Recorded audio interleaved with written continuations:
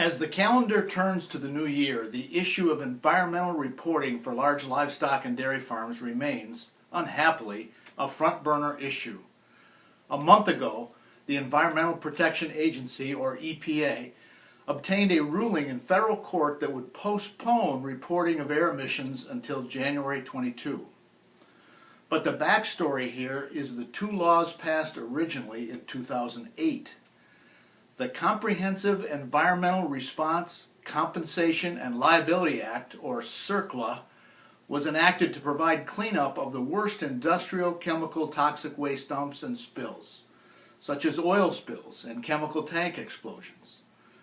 The other law, referred to as EPCRA, or Emergency Planning and Community Right to Know Act, was intended to ensure that parties who emit hazardous chemicals submit reports to their local first responders so they can plan for chemical emergencies. Neither of these laws was intended to govern agricultural operations.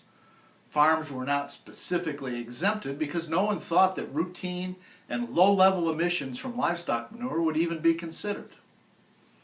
Later, EPA exempted farms by rule under both the Bush and the Obama administrations.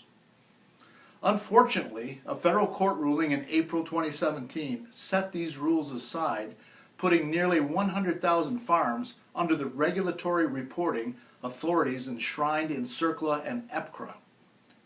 It should be noted that emergency responders see no value in reporting from farms, and in fact, they say the potential influx of reports would interfere with their ability to deal with true industrial emergencies.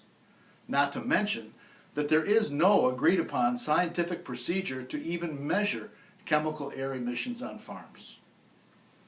To ensure in law that farms are exempted, as was intended all along, a bipartisan amendment has been put forward by Congressman Billy Long, a Republican from Missouri, and Jim Costa, a Democrat from California. A host of agricultural and dairy organizations are supporting this effort. But time is short. They urge everyone involved in the livestock industry to contact their federal legislators urging support for the Long-Costa Amendment. And that's This Week in Dairy. I'm Joel Hastings for Dairy Business and Holstein World.